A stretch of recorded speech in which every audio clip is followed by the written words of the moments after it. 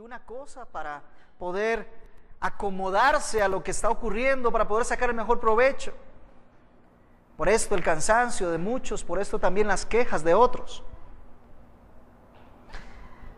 Pero si bien hay muchos que están preocupados por el entorno, hay, gracias a Dios, otro tanto de personas que están bien aferrados a las promesas del Señor y que concentran toda su atención no en el entorno, sino en quien tienen enfrente, que es a Jesús su Señor. Entonces, la pregunta es, ¿qué es lo que tú ves? ¿Dónde está centrada tu atención? Voy a pedirle que vaya conmigo en oración delante del Señor y que Él pueda ayudarnos a responder en esta tarde, ya casi noche. ¿Dónde está nuestra atención? ¿Qué es lo que pones enfrente tuyo? ¿A qué es a lo que tú le brindas tu atención? Señor, en esta noche estamos celebrando tu nombre. Siempre la gloria es tuya. Y nosotros estamos gozosos de poder participar con la creación, de levantar nuestras voces y darte el honor y la gloria solo a ti, porque solo tú lo mereces, Señor. En estos tiempos en que, aún por las órdenes y las leyes del país, es posible tener tiempos de reposo, Señor, estos están fundamentados como un testimonio perenne en el hecho de que tú, Jesús, viniste a estar en medio de nosotros. Viniste a salvar a tu pueblo. Pido, Señor, que me des de tu sabiduría y de tu Espíritu Santo para poder externar lo que hay ahí en tu palabra, no nada inventado por mí, pues no sería útil. Señor, solamente que sea expuesta en esta tarde tu preciosa palabra, y haz tú con ella conforme lo que tú deseas en el corazón de cada uno de nosotros, pero no nos permitas pasar por alto este tiempo, sino que tomemos decisión, que sepamos dónde estamos y que hagamos un examen de conciencia, para que entonces podamos concentrarnos en Jesús, el Señor, nuestro Salvador. Te pedimos esto a ti mismo, Jesús, y lo rogamos que ocurra por intervención del Espíritu Santo. Amén y amén. Hermoso el texto que hemos leído en Lucas capítulo 2, del verso 22 al verso 35. En esta porción del texto se nos habla de la presentación de Jesús en el templo cuando era aún un bebé. Y se nos enseña acerca de lo que ocurrió con Simeón. Y vamos a estar versando sobre ello en esta tarde, porque estoy convencido que muchas veces nosotros perdemos la conciencia de en dónde estamos poniendo nuestra mirada, qué es lo que estamos viendo. Y en la primera parte de los versos 22 al 24 nosotros vemos el telón de fondo o el contexto donde va a suceder el encuentro que tiene Simeón con Jesús. Voy a permitirme leer para ustedes. Dice el verso 22 del capítulo 2 de Lucas: Cuando se cumplieron los días de la purificación de ellos, según la ley de Moisés, le trajeron a Jerusalén, se refiere a Jesús, le trajeron a Jerusalén para presentarle al Señor. Como está escrito en la ley del Señor, todo varón que abra la matriz será llamado santo para el Señor. Y para ofrecer un sacrificio conforme a lo dicho en la ley del Señor, un par de tórtolas o 2 pichones, o como dice la Reina Valera, 2 palominos. Aquí vemos lo primero es que tenemos a José y a María que suben al templo con Jesús a cumplir la ley, a obedecer la ley, y llevan a Jesús así de bebé a cumplir la ley. De tal manera que la presencia de Jesús en el templo ese día, del que nos está narrando Lucas, no es una mera casualidad, sino que es una previsión espiritual dictada por la ley. Jesús debía de estar ahí con sus padres en ese momento porque así lo ordena la ley. Pero además, porque en la providencia divina, Dios iba a usar esa oportunidad para cumplir algunas promesas y a la vez dejar algunas cuantas promesas para nosotros también. Cuando se dice que subieron,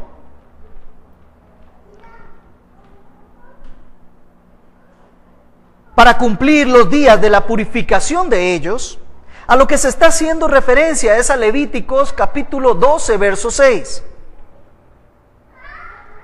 Y cuando se habla de purificación, es por lo que ocurre y lo que el Señor ordena que debe ocurrir con el nacimiento, ya sea de un hijo varón o de una hija. Después de ese tiempo, dice Levítico 12:6, cuando se cumplan los días de su purificación por un hijo o una hija, traerá al sacerdote a la entrada a la tienda de reunión un cordero de un año como holocausto y un pichón o tórtola como ofrenda por el pecado. Entonces él los ofrecerá delante del Señor y hará expiación por ella y quedará limpia del flujo de sangre. Esta es la ley para la que da a luz, sea un hijo o sea una hija. Según la provisión de Dios, cuando una mujer tenía un hijo varón, a los 8 días ese hijo varón debía presentarse para que se le pusiera su nombre. Y luego la mujer tenía que quedar 33 días más en espera de poder subir al templo para presentar una ofrenda y con esto ser purificada. Si era una hija lo que tenía, entonces los tiempos se duplicaban. Pero como resulta que Jesús era un varón, porque lo único que pueden tener las mujeres son o varones o mujeres, se cumplieron aquí 40 días. Es cuando sube José y María con Jesús al templo para el cumplimiento de la ordenanza de la purificación. Esto muestra una actitud muy deseable el día de hoy en los padres. Y esta actitud es cumplir la ley de Jehová y enseñar así a sus hijos. José y María vinieron desde Belén, subieron a Jerusalén y fueron a entregar la ofrenda que se exige para la purificación. Y llevaron a Jesús con él. Así estaban cumpliendo los dictados de la ley de Dios. Nosotros estamos llamados hoy también a cumplir los dictados de la ley de Dios y como padres a cumplir lo que corresponde en relación con nuestros hijos y que nuestros hijos estén con nosotros y que nuestros hijos nos acompañen y que ellos vayan también y aprendan y se den cuenta cómo se cumplen los mandamientos del Señor. Educar así a nuestros hijos en el camino del Señor. Pero además había una segunda ley que se tenía que cumplir. Y esta ley ya no era la ley de la purificación, sino era la ley de redención del primogénito. Leamos. Cuando se cumplieron los días para la purificación de ellos, esa es una de las leyes, según la ley de Moisés, le trajeron a Jerusalén para presentarle al Señor. Como está escrito en la ley del Señor, todo varón que abra la matriz será llamado santo, apartado para el Señor, y para ofrecer un sacrificio conforme al dicho de la ley del Señor. No solo se presentaron los padres de Jesús con él al templo, sino que además trajeron una ofrenda, que ya no era solo la purificación, sino esta era una ofrenda por la redención del primogénito. A ver cómo nos explicamos. Según Éxodo capítulo 13 y verso 2, todo primogénito pertenece al Señor, indefectiblemente. Todo primogénito pertenece al Señor. Y Números capítulo 3 y verso 13 nos dice la razón. Y eso fue porque el Señor eliminó a todo primogénito de Egipto, ¿lo recuerdan? Pero rescató a los primogénitos del pueblo de Israel.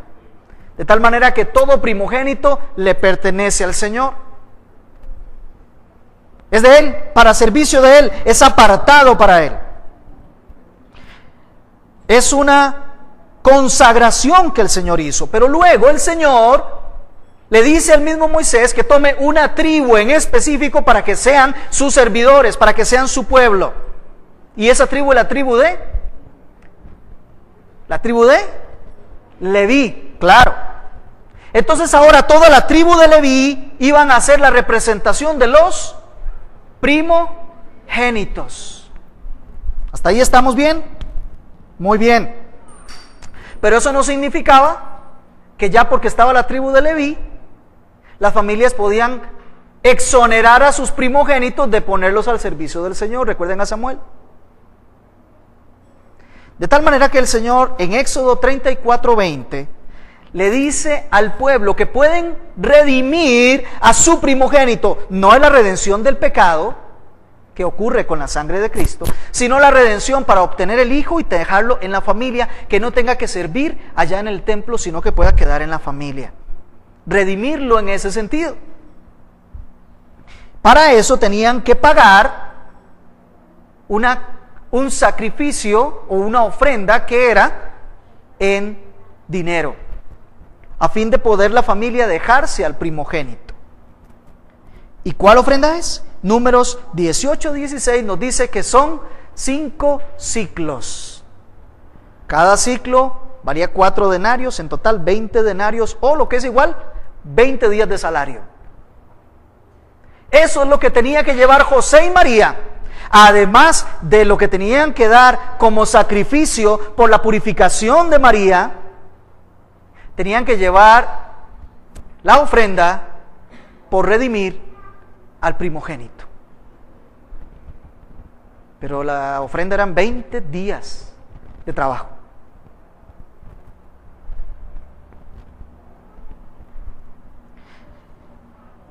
Ellos suben al templo, pero el texto no nos dice que lleven un solo ciclo, sino que nos dice el verso 24, y para ofrecer un sacrificio conforme al dicho de la ley del Señor, un par de tórtolas o un par de pichones era lo que se llevaba. Levítico capítulo 5, verso 11 se dice que cuando había que entregar una ofrenda específica y la familia no tenía para eso,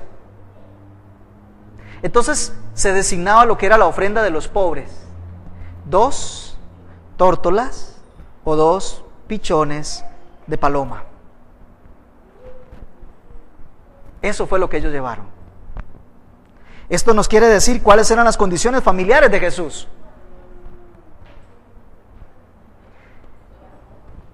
José, María y Jesús fue una pequeña familia que tuvo que venirse para el censo. Tuvieron que establecerse en Belén, allí donde nació, y permanecer ahí 40 días, sostenerse económicamente, y subir al templo después de los 40 días y presentar una ofrenda. Era una circunstancia económica un poco apretada y por ende ellos solo llevaron 2 tórtolas o 2 pichones de paloma. Eso nos deja ver cuál era la condición económica de ellos y además se constituye en uno de los argumentos por los cuales, en definitiva, jamás ni nunca los sabios de Oriente llegaron al pesebre. Sí llegaron a la casa donde Jesús, pero mucho tiempo después, aproximadamente 2 años. Así que eso que aparece en los pasitos no es tan cierto. Disculpen a quienes habían creído eso. Este es el telón de fondo, este es el entorno. Ahí está Jesús y estamos nosotros viendo a María y a José que están ahí con Jesús en el templo entregando esa ofrenda. ¿Y qué sucede ahí? Verso 25. Y había en Jerusalén un hombre que se llamaba Simeón. Y este hombre, justo y piadoso, esperaba la consolación de Israel y el Espíritu Santo estaba sobre él. Vamos a ver ahora a Simeón y cuál es su esperanza. El nombre Simeón era un nombre muy común. Mucha gente se llamaba Simeón. Era el nombre que después le pusieron, que tenía Pedro antes de que se llamara Pedro. Así que vean muchos que se llamaban Simeón, era un nombre muy común, pero este hombre no era nada común. Veamos las calificaciones que tenía Simeón. Simeón era un hombre justo, era un hombre piadoso, esperaba la consolación de Israel y el Espíritu Santo permanecía con Simeón. ¿Vieron que no es un hombre cualquiera? La tradición dice que era un hombre viejo. El texto no nos dice que era viejo. Pero para que alguien pueda calzar en esa descripción, definitivamente tenía que haber caminado algunos años sobre esta tierra. Se dice que era un hombre, es el Señor el que nos está diciendo que era un hombre justo. ¿Y qué significa que alguien sea justo? Para que alguien se califique como justo, tiene que evaluarse cuál es su relación con las demás personas. Y este hombre, en su relación con los demás, era justo. Se comportaba tal como correspondía a la justicia.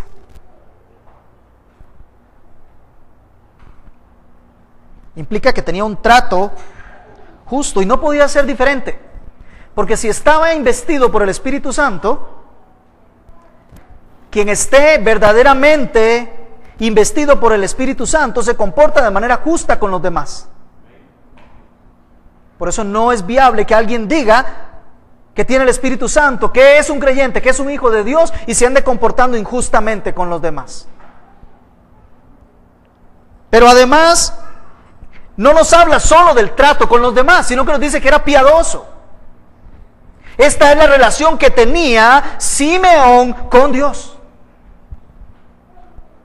Para con Dios, él era un hombre piadoso, o el original que dice devoto, o un hombre santo. Devoto implica que era una persona dedicada, consagrada, vigilante de cumplir delante del Señor, tal como Dios ordenaba en la Escritura que él debía de vivir. Por eso es que era un hombre justo, porque él era piadoso para con Dios. Era cuidadoso de vivir una vida santa para con Dios. Pero Simeón tenía una esperanza muy particular. Vean lo que dice. Esperaba la consolación de Israel. Ciertamente, el pueblo de Israel vivía tiempos muy tormentosos, por ponerlo en algún término. Tiempos muy inseguros. Estaban entregados al dominio romano, política, económica y militarmente.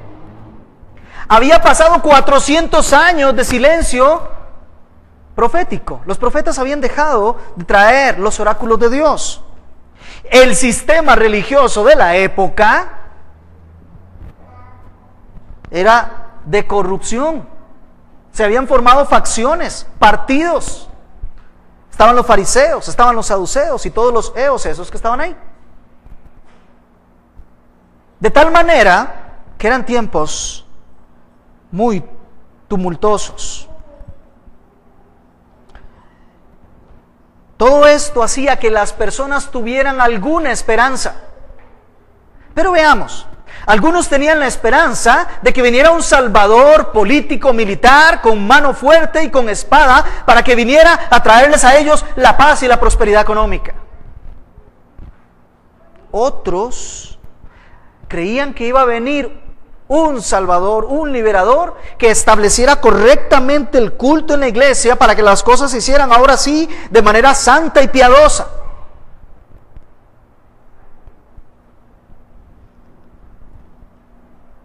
En fin, esperaban un Mesías que les trajera condiciones prósperas y que los pusiera por encima de las otras naciones. Pero también había un grupo de judíos que se ocupaban de cuestiones de mayor importancia. No lo político, no lo económico, no lo militar, no lo religioso.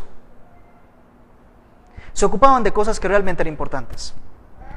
Ellos se daban cuenta que el peor enemigo que tenían, como pueblo, como nación y cada uno individualmente, era el pecado. La decadencia moral, política, económica, militar y religiosa solamente tiene una única raíz. Y esa raíz es el pecado. Todos los problemas que tienes en tu vida, no importa la índole de los problemas que estés pasando, solamente tienen una raíz. Y esa raíz es el pecado. Había un grupo de judíos devotos y piadosos que sabían que ese era el gran problema que tenían y estaban deseando que el Señor enviara del cielo un Salvador que le librara de su pecado.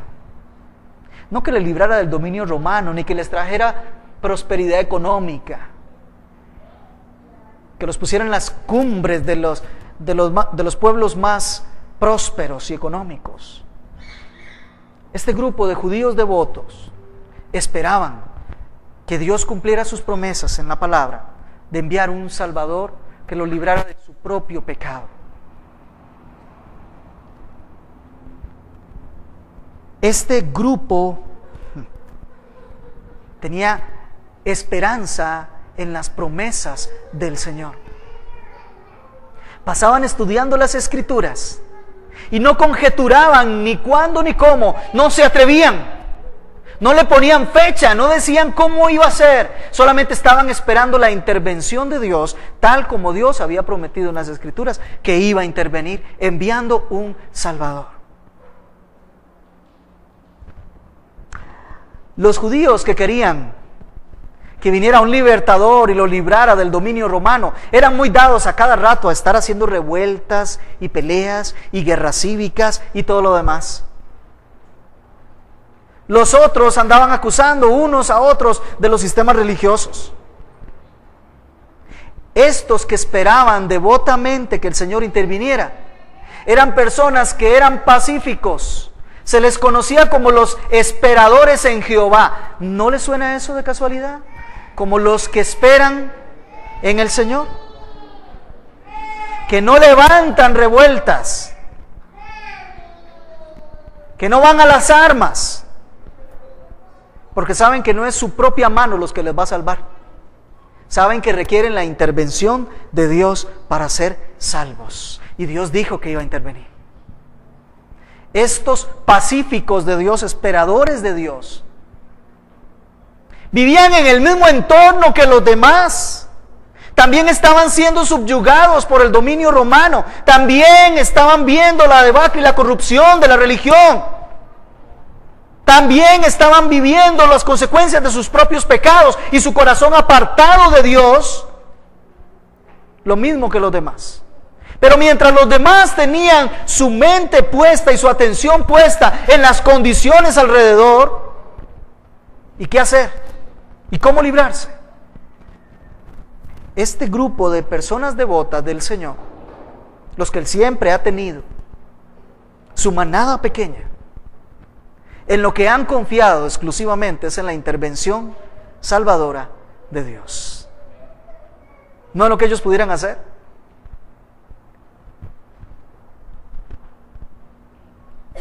Confiaban en las promesas del Señor y había sido prometido que el Mesías vendría. Esta era la esperanza que tenía Simeón, que viniera la consolación. Pero además, fíjense qué interesante, verso 25, resáltelo. Y el Espíritu Santo estaba sobre Simeón. Definitivamente, la única forma que podamos encontrar que Simeón fuera justo y piadoso era que el Espíritu Santo reposara sobre él. Que él fuera guiado por el Espíritu Santo de Dios. Solo así. No hay forma de alcanzar ser piadoso y justo en nuestras propias fuerzas, con nuestras habilidades o con nuestras grandes resoluciones de que ahora comienza el año y ahora sí voy a ser justo y piadoso, honesto, íntegro. Solamente porque el Espíritu Santo repose Y eso es una determinación que toma Dios, el Espíritu Santo, de posarse exclusivamente sobre quien Él quiere. ¿Y cómo sabíamos que el Espíritu Santo estaba sobre Simeón? Porque Simeón esperaba el consuelo que Dios había prometido.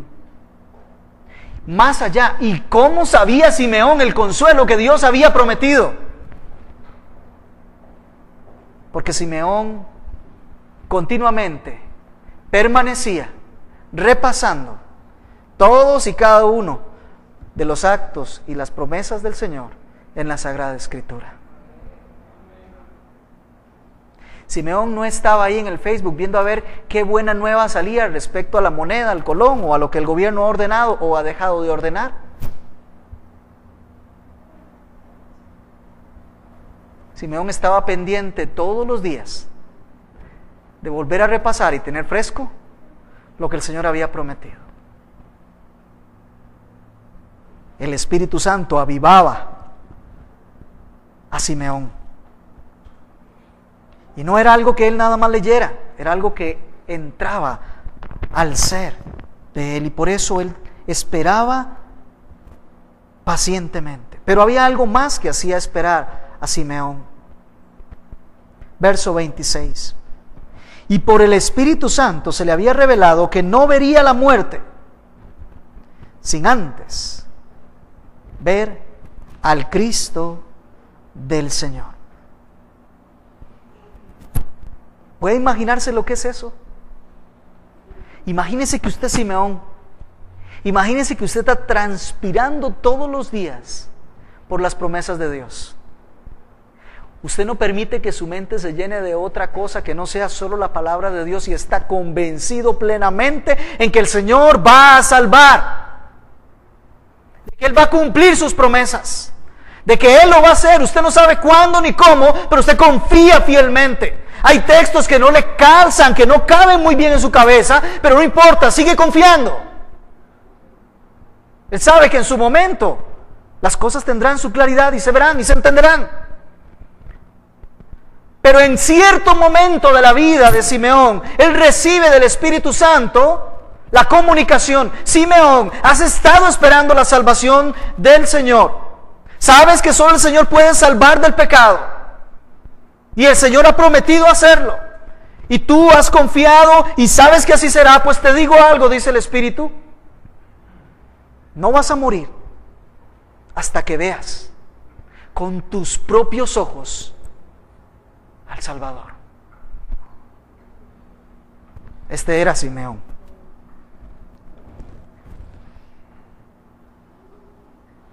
Y hace algo interesante el Espíritu Santo. El Espíritu Santo cita a Simeón para el día, la hora, el momento en que el Salvador se va a presentar llevado por sus papás al templo. Verso 27. Movido por el Espíritu, fue al templo.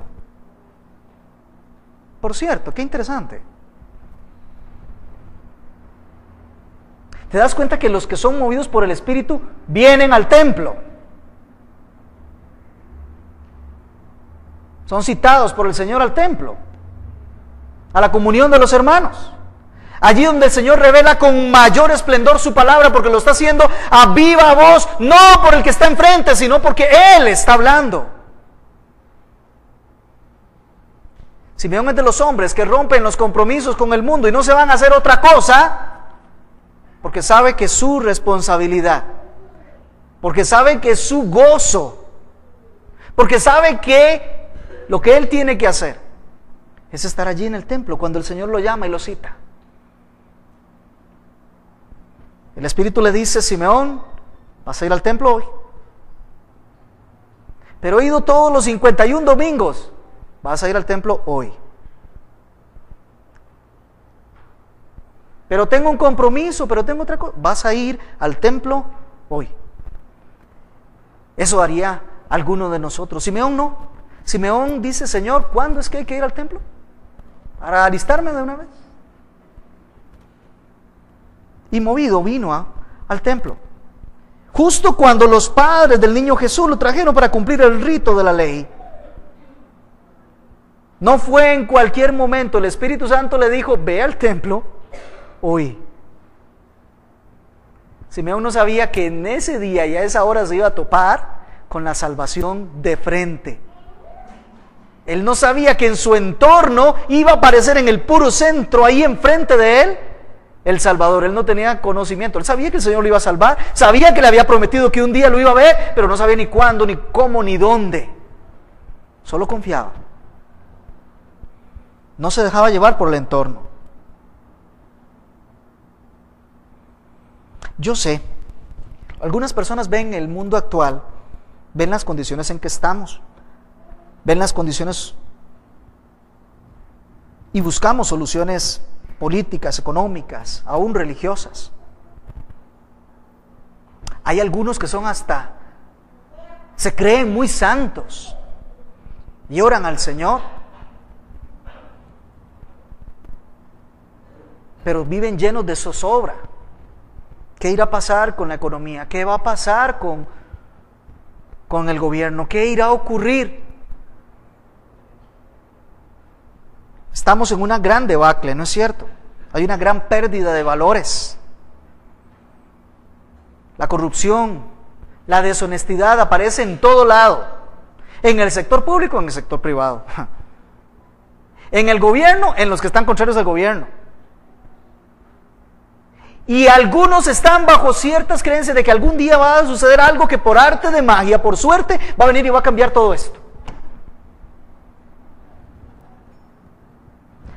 Otros no encuentran motivo alguno para continuar, se desaniman y los verás siempre quejándose, siempre echando la culpa a todas las condiciones de afuera. Siempre pintan un cuadro triste. Algunos terminan concluyendo con el predicador, vanidad de vanidades, todo es vano. Pero en medio de toda esta circunstancia se presenta Jesús allí en el templo. Y ahora lo tiene enfrente Simeón. Te quiero decir que es en medio de tu entorno y el mío, aquí donde estamos ahora nosotros, que el Señor Jesús se presenta. ¿Cuántos más pudieron haber estado ese día en el templo? No nos dice el texto, pero entendemos que algunos otros por allí pudieron haber estado. ¿Cuántos pudieron haber pasado enfrente de Jesús? Alguna cantidad de personas. ¿Cuántos repararon a reconocer quién era Jesús? Simeón. Y luego por testimonio Simeón, Ana, la profetisa. Simeón sabía lo que había leído, conocía las promesas del Señor, sabía la promesa personal que él tenía. Fue llevado por el Espíritu Santo. Y allí donde otros veían a una pareja con un pequeño bebé, Simeón vio al Salvador del mundo, no solo al Salvador suyo, al Salvador del mundo. Él vio el fiel cumplimiento de todas las promesas de Dios en ese pequeño bebé, que los demás ni lo alzaron a ver, pero él sí sabía de quién estaban hablando.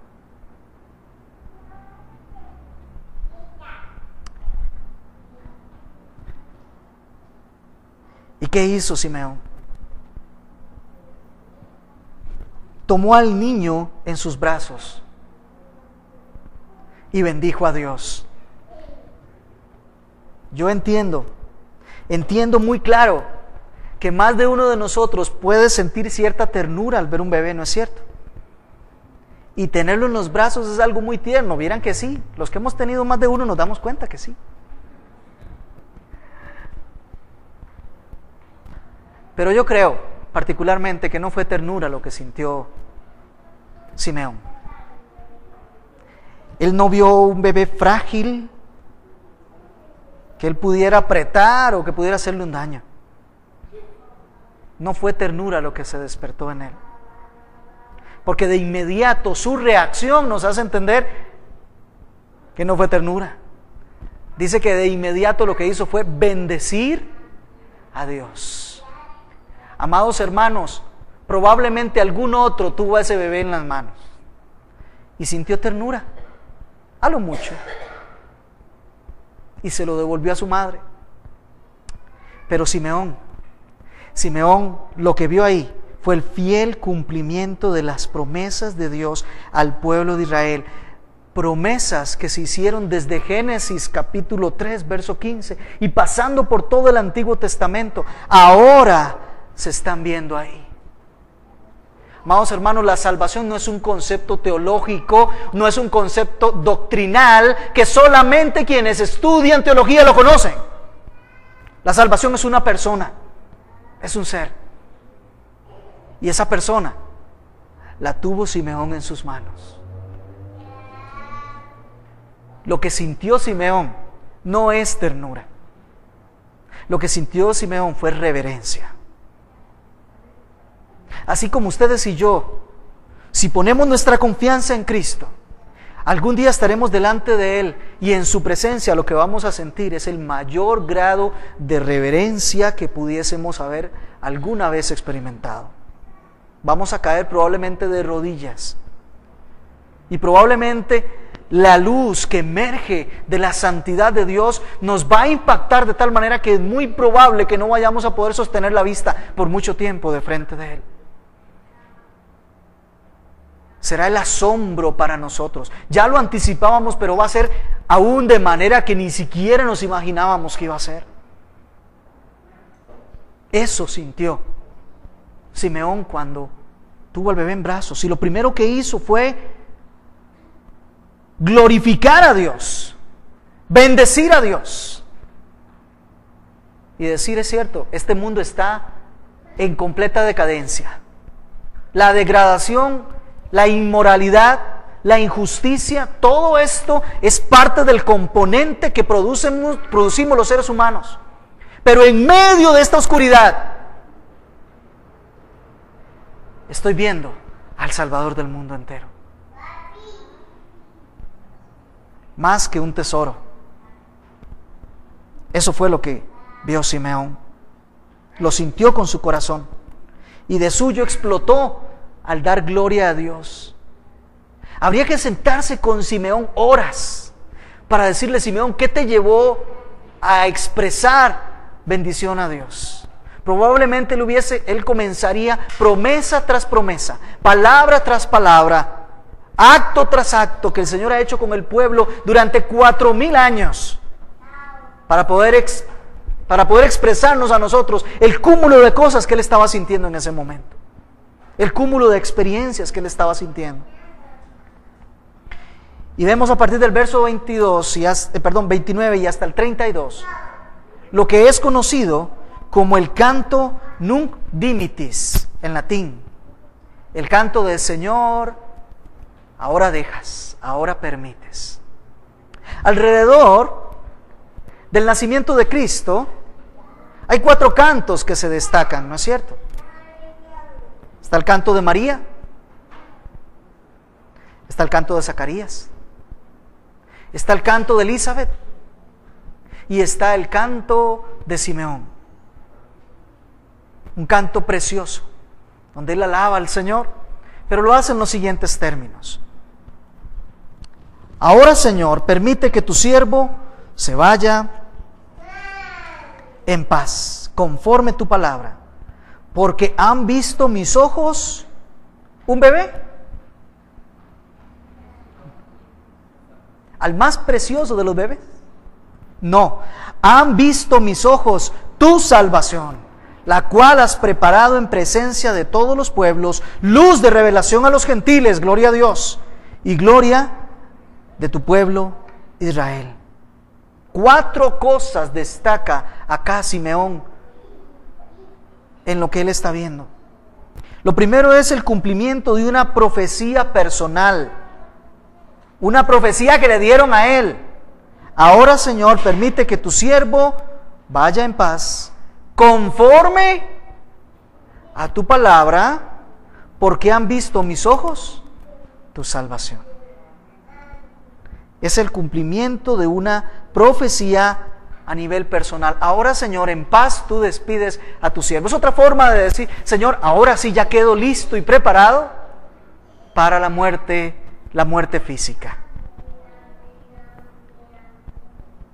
Es decir, a partir de ese momento, a partir de que él vio al Rey, al Salvador, fue partícipe de su presencia. A partir de ese momento, ya la muerte dejó de ser enemiga de Simeón. Ya ahora despides a tu siervo en paz. Ya voy a morir ahora sí en paz. Ya la muerte no va a ser mi enemiga. Que venga cuando quiera. La voy a recibir con gozo y con alegría. Ya he visto la salvación. El cumplimiento de esta promesa personal es asombroso para Simeón, ¿no es cierto? Mas yo estoy convencido que no es eso lo que lo lleva al gozo sublime a Simeón. Hay algo más todavía. Pero sí quiero decirte algo. El día que cualquiera de nosotros logra abrir los ojos y ver al Salvador y participar de su presencia, ese día dejó de ser la muerte su enemigo. Antes de eso todos estamos muertos en nuestros delitos y pecados, y un muerto no puede ver, un muerto no respira, un muerto no puede participar de la presencia del Señor. Pero el día en que lo hacemos, a partir de ese día, la muerte ya dejó de ser nuestro enemigo. Será nuestro amigo. Lo recibiremos con gozo y con alegría, porque es el pasaporte, el lugar de entrada a la presencia ya directa de Dios. Es el momento en donde dejamos de estar en presencia del pecado. Pero además de la profecía personal de Simeón, está una profecía en donde entramos usted y yo, una profecía universal. Porque han visto mis ojos tu salvación. Señor, ahora despides a tu siervo en paz. Me tenías atado a esta promesa tuya. Ahora ya la cumples. Ahora sí, ya voy para casa. Ya voy contigo. Porque mis ojos han visto lo que verdaderamente me llena de gozo. Y es la salvación de Dios. No solo la mía, dice Simeón. Es la salvación que tú preparaste para todas las personas. Para todas las naciones.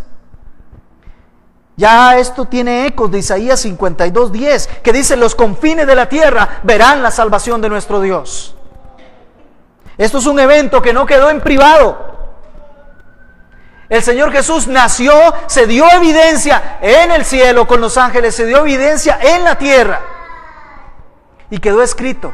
Y toda la tierra lo sabe. Jesús el Salvador nació. La salvación de Dios se ha presentado. La salvación de Dios se ha cumplido. Es universal. No se trata de una liberación física del dominio de Roma. No se trata de una prosperidad a ellos como nación. Se trata de la salvación del pecado, de las consecuencias del pecado. Y quiero decirte que ese es tu peor enemigo. Y lo que estaba viendo Simeón era la salvación de ese tu peor enemigo.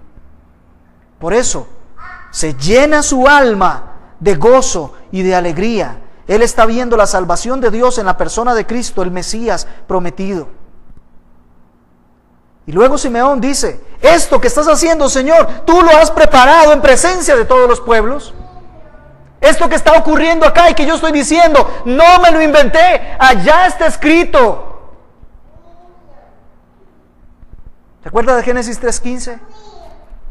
Se promete un Salvador. Luego te acuerdas cuando el Señor saca a su pueblo de Egipto. Dios está mostrando que Él salva a su pueblo. Él es el que salva a los suyos. Y luego se acuerda cuando el Señor permite que Josué lleve a ese pueblo y pueda ingresar a la tierra prometida. Es el Señor el que le da la tierra prometida a su pueblo.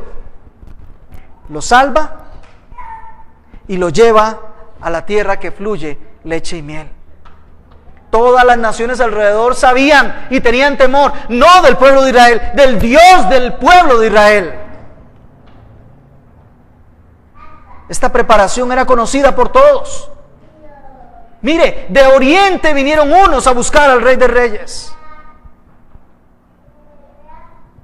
Este anuncio lo conocen toda la tierra.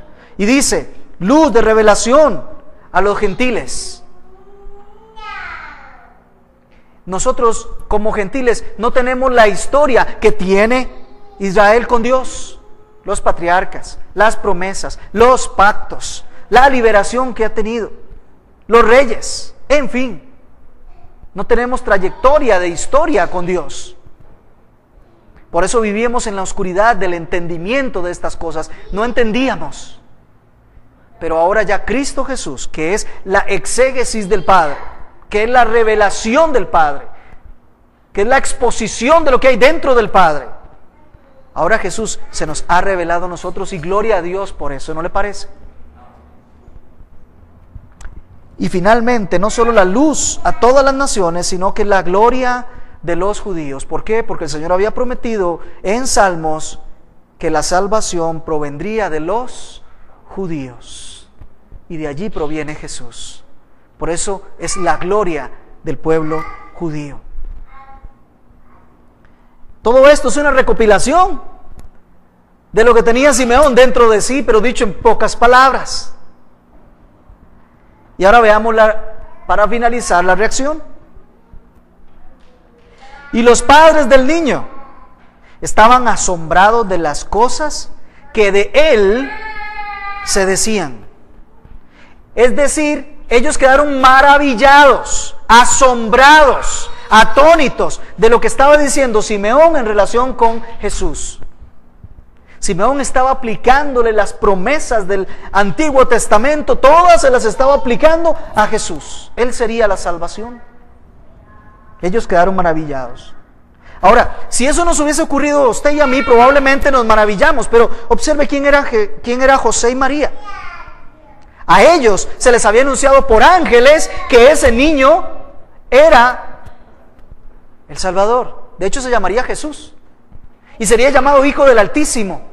Y él heredaría el trono de David, su padre, y su trono sería y su reino sería un reino eterno. Que él había nacido por concepción del Espíritu Santo. Él era el Santo de Dios. Se lo habían dicho los ángeles a ellos dos en privado.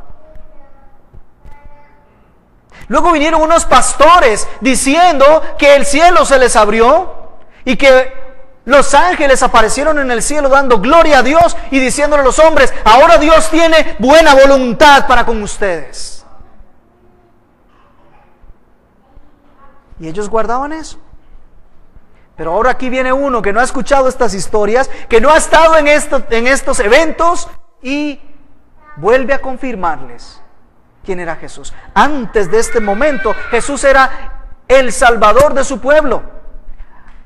Ellos entendían que el pueblo de Jesús eran los judíos. Ahora se dan cuenta que cuando dice que es luz de todas las naciones, se dan cuenta que ese su Hijo no solamente iba a salvar a su pueblo de sus pecados, sino iba a salvar a personas de todas las naciones. Es un reinado universal. Por eso ellos están maravillados. Este niño apenas tiene 40 días. Apenas tiene 40 días de nacido. Pero observe lo que se ha dicho de él. Y vienen las profecías. Simeón los bendijo y dijo a su madre María: he aquí este niño ha sido puesto para caída y levantamiento de muchos en Israel, y para señal de contradicción. Fíjese lo que dice, y ponga atención acá, por favor, es la conclusión de mi mensaje. Este niño ha sido puesto para caída y levantamiento de muchos. Una señal que será contradicha. ¿Sabe? Los judíos tenían ya un problema con Jesús antes de que naciera. 700 años antes de nacer, Isaías había escrito que Jesús, el Hijo de Dios, el Rey de Reyes y Señor de Señores, debía de ser muerto, entregado, sería un siervo sufriente, que nadie lo vería con agrado, que él sería llevado a la muerte y que él no tendría nada con esa muerte para sí mismo, que sería burlado de todos, pero que como oveja al matadero no alzaría su voz, Y ya los judíos tenían problemas con leer eso de su Señor. Que sería entregado, que sería muerto, que nadie lo buscaría, que sería sin atractivo, que lo dejarían solo. Ellos ya tenían problemas con eso. Ya era Jesús roca de tropiezo para ellos. Isaías 53. De hecho, hasta el día de hoy, los judíos, los conservadores, no los mesiánicos, sino los judíos más ortodoxos, no leen Isaías 53. Lo saltan, porque consideran que eso es una ofensa. Ya para ellos será caída. Ahora este niño, que es el fiel cumplimiento de todas las promesas de Dios, resulta que este niño va a ser la caída de muchos de ellos. Y déjeme decirle, todo aquel que escuche acerca de Jesús y tenga la evidencia y lo tenga a Él enfrente y no crea en Él, déjeme decirle que sufre una eterna perdición, la caída eterna de su vida. Pero todo aquel que pone su esperanza en Jesús, el único Salvador, para el perdón de sus pecados, único camino al Padre Santo, ese será levantado. El será levantado es una ejemplificación de la resurrección. Todo aquel que está muerto en sus delitos y pecados, pero pone a Jesús como su Señor y su Salvador, es resucitado inmediatamente y luego esperará la resurrección final de todos los santos para que con gloria vayamos delante de Él. He aquí este niño ha sido puesto para caída y levantamiento de muchos, y una señal que será contradicha. Isaías 53, curiosamente, capítulo 53 y verso 1, empieza diciendo: ¿quién ha creído a nuestro anuncio? Y yo quiero preguntar hoy, acá en esta oportunidad, ¿quién ha creído a este anuncio? Que Jesús es el Mesías Salvador, el Rey de Reyes, el único que puede perdonar todos los pecados de tu vida, los pasados, los presentes y los que todavía están por venir. El único que luego, después de que bajes a la muerte, te va a resucitar para eternamente pasar con Él en bendición. ¿Quién ha creído a nuestro anuncio? Jesús hoy es anunciado de tal manera que nadie puede tener un término medio con Él. Cuando escuchas el mensaje de Jesús, o pasas a una eternidad de caída o pasas a una eternidad de levantamiento, pero no hay un término medio. Esa es precisamente la experiencia que nosotros podemos ver una y otra vez en las generaciones. Todo aquel que descansa en el Señor como su único Salvador es levantado por Dios, es justificado, es llevado a la gloria. Y todo aquel que lo pasa por alto, que cree que vino al templo por plena casualidad y se olvida que le presentaron a Jesús, ese está determinado a una muerte eterna mientras no reconozca al Señor. Y si le alcanza la muerte, será la perdición por toda la vida. Y Jesús es precisamente una señal que es contradicha. Tan controvertido fue Jesús que terminaron crucificándolo, terminaron poniéndolo en la cruz, porque no creían en Él. Siendo el Hijo de Dios, habiendo sido profetizado, habiéndose cumplido todas las cosas, la gente no puso en Él su confianza, sino que fue adversado, controvertido, contradicho. Hoy en día hay muchas personas que están contradiciendo a Jesús, se burlan de Él, van en contra de lo que Él ha dicho, y lo conocemos en diferentes manifestaciones. Pero gloria a Dios, porque todavía existen Simeones que, pese a todo lo que están viviendo, confían plenamente en Él. Y se dirige Simeón a María y le dice: María, una espada traspasará tu propia alma, haciendo alusión a lo que como madre iba a pasar en relación con Jesús. Pero no se quede ahí, haciendo una alusión a lo que usted y yo pasamos en nuestra experiencia con Jesús. Porque de inmediato y luego del paréntesis pareciera como natural que dice, a fin de que sean revelados los pensamientos de muchos corazones. Jesús es esa palabra que traspasa el corazón para que se determine cuáles son los pensamientos, cuáles son los sentimientos, qué es lo que hay realmente en lo profundo del alma. Él es el gran revelador, no solo del Padre, sino de lo que hay en tu corazón y lo que hay en mi corazón. Conforme tú te comportes, Jesús reveló lo que había en ti. Y ya no tienes excusa. A partir de hoy ya escuchaste de Jesús. Ya te lo presentaron en el templo. Quizás estabas de casualidad en el templo, según tú entiendes. Pero ya se te presentó Jesús. Y ya Él está revelando en este momento lo que hay en tu corazón. O vas a doblegarte ante su autoridad y rendirte con gozo y decirle, Señor, realmente no hay quien me pueda perdonar de mis pecados, sino solo tú. Me acojo a tu misericordia y ruego tu perdón desde ahora y para siempre.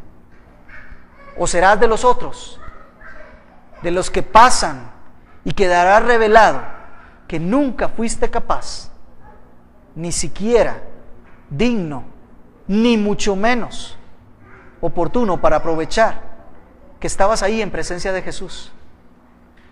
Y pasarás por alto. Y te aseguro que lo vas a lamentar, no solo durante tu tiempo en la tierra, sino aún con creces el día que dejes de estar en esta vida. Los corazones quedan expuestos. Se impone que hagas hoy un examen de conciencia. Sí, tu entorno está degradado, lleno de violencia, mentira, robo, altanería, desconfianza. Así es este mundo. Así vivimos todos. Ese es el ambiente en que nosotros estamos.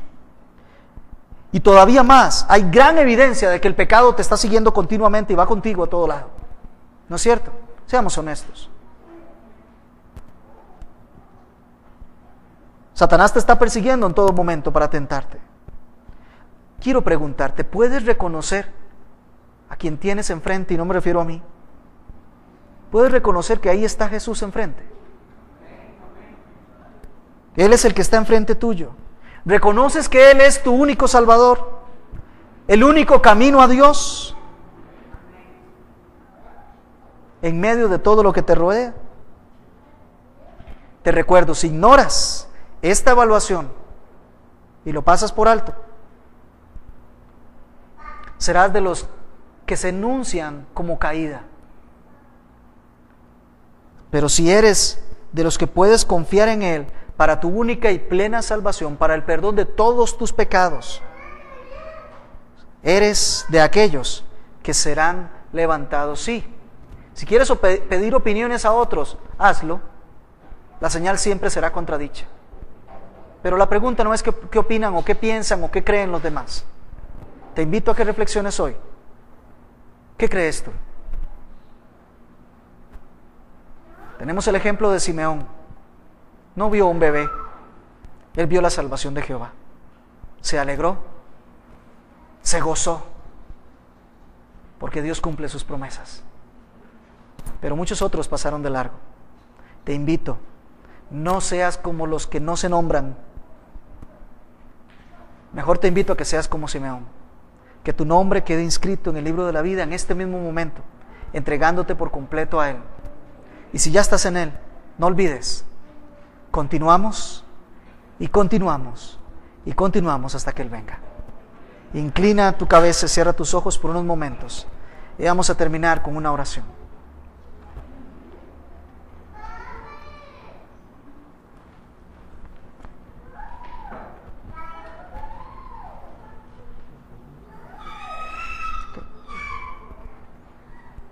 Señor, en esta preciosa oportunidad que nos has dado, hemos asistido a aquel momento cuando tú te presentaste siendo